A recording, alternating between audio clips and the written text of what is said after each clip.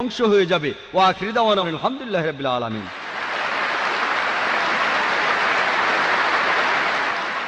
আমার নাম রামকৃষ্ণ, আমি ফিজিওথেরাপি ছাত্র।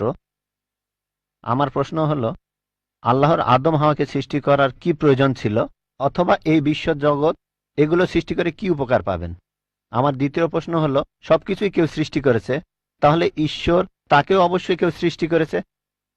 আল্লাহ শব্দটার অর্থ কি? ভাই 3টা প্রশ্ন করেছেন। প্রথম প্রশ্নটা, আল্লাহ কেন আদম হাওয়াকে সৃষ্টি করলেন, এই সৃষ্টি করার কারণটা কি, বিশ্বজগৎ সৃষ্টির কারণ কি? আল্লাহ সৃষ্টি করেছেন আদম আর হাওয়াকে, তারা দুজনে শান্তিতে থাকুন, যাতে করে মানুষ যাতে আসতে পারে। তারা আমাদের সবার পূর্বপুরুষ। পবিত্র কোরআনে সূরা হুজুরাতের 13 নম্বর আয়াতে উল্লেখ করা হয়েছে, ইয়া আইয়ুহান নাসু ইন্না খালাকনাকুম মিন যাকরিন ওয়া উনসা ওয়া জাআলনাকুম শুউবান ওয়া কাবাইলা লিতাআরাফু ইন্না আক্রামাকুম ইনদাল্লাহি আতকাকুম ইন্নাল্লাহা আলিমুন খাবীর। হে মানুষ জাতি, আমি তোমাদের সৃষ্টি করেছি এক পুরুষ ও এক নারী হতে, আর তোমাদের বিভক্ত করেছি বিভিন্ন জাতি আর গোত্রে, যেন তোমরা অন্যের সাথে পরিচিত হতে পারো। এই জন্য নয় যে অন্যকে ঘৃণা করবে। আর আল্লাহর কাছে অধিক মর্যাদা সম্পন্ন সেই ব্যক্তি যার আছে তাকওয়া। আল্লাহ যেটার মাধ্যমে মানুষের বিচার করেন, টাকা পয়সা নয়, গায়ের রং নয়, জাতি বা গোত্র নয়, ধর্মমত নয়, সেটা হলো তাকওয়া। সেটা হলো আল্লাহকে মানা, ন্যায়পরায়ণতা, ধার্মিকতা। তাহলে আদম আর হাওয়া আলাইহিস সালাম তারা আমাদের সবার পূর্বপুরুষ, আপনারও পূর্বপুরুষ, আমারও পূর্বপুরুষ, সব মানুষের। সেজন্য আপনাকে ভাই বলে ডেকেছি। ভাই, সব মানুষ ভাই ভাই। আল্লাহ বলেছেন ইয়া আইয়ুহান নাস, হে মানুষ জাতি। আর পবিত্র কোরআনে সূরা ইসরার 70 নম্বর আয়াতে উল্লেখ করা হয়েছে, ওয়া লাকাদ কাররামনা বানি আদামা। আল্লাহ তাআলা মর্যাদা দিয়েছেন সব আদম সন্তানকেই। হোক আপনি জন্ম নেন ইন্ডিয়ায়, আমেরিকায়, ইংল্যান্ডে, জন্মান কোনো হিন্দু পরিবারে বা মুসলিম পরিবারে বা খ্রিস্টান পরিবারে, আল্লাহ বলেছেন তিনি সব মানুষকে মর্যাদা দিয়েছেন। মানুষে জন্মালে আল্লাহ তাকে মর্যাদা দেবেন। সে হোক আপনার নাম জাকির, আব্দুল্লাহ, রামু, শঙ্কর, মানুষে জন্মালে আল্লাহ মর্যাদা দেবেন। আপনার প্রশ্নতে আসি, কেন আল্লাহ তাআলা মানুষ সৃষ্টি করলেন? আল্লাহ মানুষ সৃষ্টি করেছেন কারণ আল্লাহ বলেছেন মানুষ হলো আল্লাহ সৃষ্টির মধ্যে সেরা। আল্লাহ তাআলা অন্য যা কিছু সৃষ্টি করেছেন তা আল্লাহকে মানে। ফেরেশতা সৃষ্টি করেছেন, আল্লাহ যে আদেশই দেন ফেরেশতাগণ সে আদেশ পালন করেন, তাদের নিজস্ব ইচ্ছা নেই। মানুষ হলো আল্লাহ তাআলার এমন এক সৃষ্টি যার নিজের ইচ্ছা আছে। আমরা তার কথা মানতেও পারি, নাও মানতে পারি। তাই আল্লাহ আমাদের সৃষ্টি করেছেন, আমরা হলাম তার সৃষ্টির সেরা, আশরাফুল মাখলুকাত। তবে আমরা আল্লাহ তাআলার কথা মানতে পারি, নাও মানতে পারি। যদি আল্লাহর আদেশ মানেন তাহলে জান্নাতে যেতে পারবেন, তাহলে বেহেশতে যাবেন, স্বর্গে যেতে পারবেন। যদি আদেশ না মানেন তাহলে জাহান্নামে যাবেন, দোজখে যাবেন। তাহলে এই জীবনটা পরকালের জন্য পরীক্ষা। পবিত্র কোরআনে সূরা মুলকে 2 নম্বর আয়াতে উল্লেখ করা হয়েছে, আল্লাযী খালাকাল মাউতা ওয়া হায়াতা। আল্লাহ তাআলা সৃষ্টি করেছেন জীবন ও মৃত্যু তোমাদের পরীক্ষা করার জন্য। তাহলে এই জীবনটা হলো পরকালের জন্য পরীক্ষা। তাহলে আল্লাহ মানুষ সৃষ্টি করেছেন। আর আল্লাহ বলেছেন সূরা জারিয়াতের 56 নম্বর আয়াতে উল্লেখ করা হয়েছে, ওয়া মা খালাকতুল জিন্না ওয়াল ইনসা ইল্লা লিয়াবুদুন। আমি সৃষ্টি করেছি জিন ও মানুষকে যেন তারা আমার ইবাদত করে। তাই আমাদের উচিত আল্লাহ তাআলার আদেশ নিষেধগুলো মেনে চলা। তাহলে আমরা আল্লাহ সুবহানাহু ওয়া তাআলার অন্যরকম সৃষ্টি যার নিজস্ব ইচ্ছা আছে। আমরা আল্লাহ তাআলার আদেশ মানতে পারি, আবার নাও মানতে পারি। অন্যান্য সকল সৃষ্টি যেমন তারা, গাছ, পাহাড়, পবিত্র কোরআন বলছে তারা আল্লাহ তাআলাকে সেজদা করে, তার সামনে নতজানু হয়, আল্লাহকে মানে। আমাদের স্বাধীন ইচ্ছা আছে, আল্লাহ আমাদের এই স্বাধীন ইচ্ছা দিয়েছেন। এই স্বাধীন ইচ্ছা নিয়ে যদি আল্লাহকে মানেন আপনি তাহলে ফেরেশতাদের উপরে চলে যাবেন। আর যদি আল্লাহ তাআলাকে না মানেন তখন হবেন শয়তানের সহযোগী। আল্লাহ আমাদের সৃষ্টি করেছেন পরকালের পরীক্ষার জন্য। আপনার দ্বিতীয় প্রশ্নে আসি, সবকিছুর একটা স্রষ্টা আছে, আল্লাহকে বানিয়েছে কে? যদি কেউ বলে সবকিছুরই একটা স্রষ্টা আছে, কথাটা ঠিক নয়। সব সৃষ্ট জিনিসের স্রষ্টা আছে। আল্লাহ তাআলার সংজ্ঞা হচ্ছে তাকে কেউ সৃষ্টি করেনি। যখনই বলবেন কে আল্লাহকে বানিয়েছে, সে আল্লাহ নয়। আল্লাহ তাআলার সংজ্ঞা হচ্ছে তিনি সৃষ্টি হননি। ধরেন এক লোক আপনাকে বলল যে ভাই, আমার বন্ধু জন, সে হাসপাতালে ভর্তি হয়েছে, সে একটা বাচ্চার জন্ম দিয়েছে। বলতে পারবেন এই বাচ্চাটা ছেলে না মেয়ে? বলতে পারবেন? চেষ্টা করেন, দেখেন। পারবেন না কেন? ছেলে না মেয়ে? হ্যাঁ না। ধরেন ভাই জন, সে হাসপাতালে ভর্তি হয়েছে, সে একটা বাচ্চার জন্ম দিল। এই বাচ্চাটা ছেলে না মেয়ে? আপনি বলতে পারবেন? না। না। 50% চান্স ছেলে না মেয়ে। লোকজন সবাই হাসছে কেন? বলতে পারবেন? পারবেন না। কেন? যে উত্তরই বলেন সেটা কি ঠিক হবে? চেষ্টা করে দেখেন, যে বাচ্চাটা জন্মালো সে কি ছেলে না মেয়ে? চেষ্টা করেন। মেয়ে।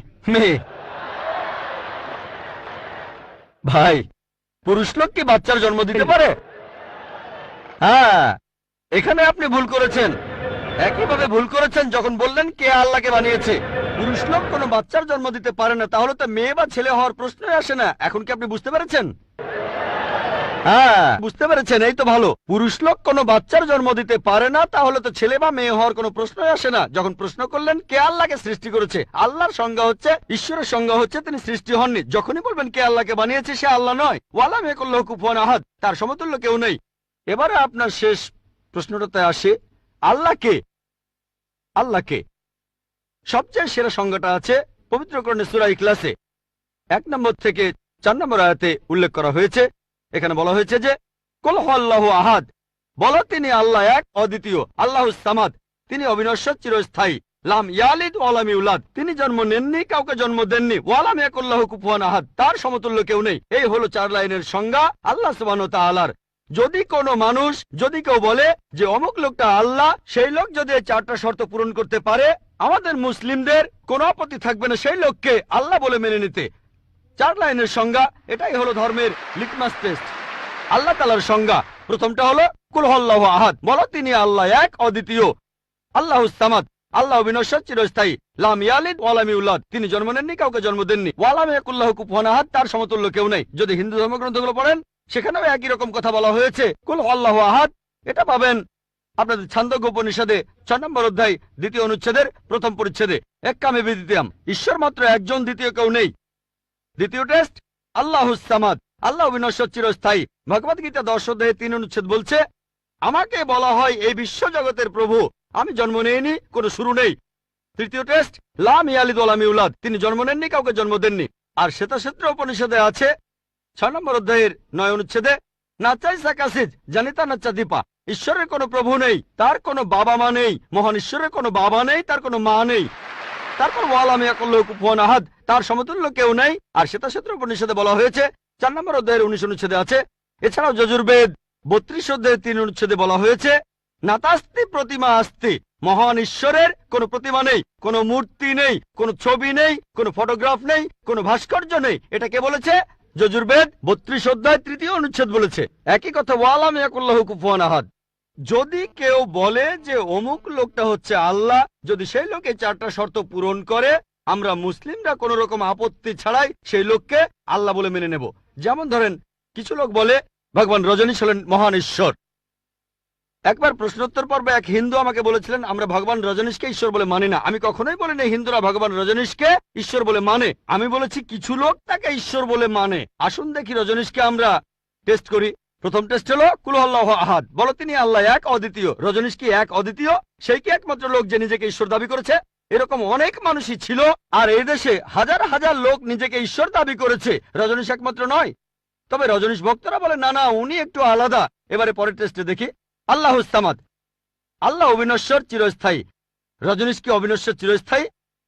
আমরা তার জীবনী থেকে জানি, তার আত্মজীবনী থেকে। রজনীশ ভুগছিলেন অ্যাজমা, ডায়াবেটিস আর পিঠের ব্যথায়। চিন্তা করেন, মহান ঈশ্বরের হয়েছে অ্যাজমা, ডায়াবেটিস, পিঠের ব্যথা। তৃতীয় টেস্ট লাম ইয়ালিদ ওয়া লাম ইউলাদ, তিনি জন্ম নেননি, কাউকে জন্ম দেননি। ভগবান রজনীশ জন্মেছিলেন মধ্যপ্রদেশে, তার বাবা মাও ছিলেন। 1981 সালে তিনি আমেরিকায় গেলেন, ইউএসএ। তখন হাজারো আমেরিকান তার ভক্ত হয়ে গেল। তারপর আমেরিকার অরেগন প্রদেশে তিনি বানালেন একটা সেন্টার, আর তার নাম দিলেন রজনীশপুরম, তার গ্রাম। পরবর্তীতে আমেরিকান সরকার তাকে অ্যারেস্ট করে কারাবন্দী করে রাখলো। রজনীশ বলতো যে আমেরিকান সরকার তাকে স্লো পয়জনিং করেছে।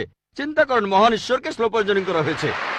1985 সালে আমেরিকান সরকার তাকে বের করে দিলে সে ইন্ডিয়ায় চলে আসে। তারপর এখানে পুনায় সে আরেকটা সেন্টার খুললো, আর তার নাম দেওয়া হলো ওশো কমিউন। যদি রজনীশের সমাধির কাছে কখনো যান, তার সমাধির উপরে লেখা আছে ভগবান রজনীশ ওশো। কখনো জন্মাননি, কখনো মরেননি, তবে পৃথিবীতে ভ্রমণ করেছেন 1931 সালের 11 ডিসেম্বর থেকে 1990 সালের 31শে জানুয়ারি পর্যন্ত। কখনো জন্মাননি, কখনো মরেননি, তবে পৃথিবীতে ভ্রমণ করেছেন 1931 সালের 11 ডিসেম্বর থেকে 1990 সালের 31 জানুয়ারি পর্যন্ত তার সমাধিতে এটা লিখতে ভুলে গেছে যে পৃথিবীর 21টা দেশ তাকে ভিসা দেয়নি। মহান ঈশ্বর আসলেন এই পৃথিবীতে পৃথিবী ঘোরার জন্য, বিভিন্ন দেশে যাওয়ার জন্য তার নাকি ভিসাও লাগে। তখন গ্রিসের আর্কবিশপ বলেছিলেন, যদি রজনীশকে এই দেশ থেকে তাড়িয়ে না দেওয়া হয়, আগে তার ঘর পোড়াবো, তারপর ভক্তদের ঘর পোড়াবো। শেষ টেস্ট ওয়ালাম ইয়াকুল্লাহু কুফুয়ান আহাদ। পরীক্ষাটা এতই কঠিন যে একমাত্র আল্লাহ ছাড়া কেউই পাশ করবে না। যখনই আল্লাহর সাথে কারো তুলনা করবেন, সে আল্লাহ নয়। ওয়ালাম ইয়াকুল্লাহু কুফুয়ান আহাদ। এখন ভগবান রজনীশ অন্য অনেক মানুষের মতো মুখে দাড়ি ছিল, একটা নাক, দুটো চোখ, দুটো কান, দুটো হাত। যখন আল্লাহর সাথে পৃথিবীর কোনো কিছুর তুলনা করবেন, সে আল্লাহ নয়। ওয়ালাম ইয়াকুল্লাহু কুফুয়ান আহাদ। যদি কেউ বলে যে আল্লাহ তাআলা 1000 গুণ বেশি শক্তিশালী, আপনারা কি শোয়ার্জনেগারের নাম শুনেছেন? এই লোকের নাম কখনো শুনেছেন? কখনো শুনেছেন তার নাম?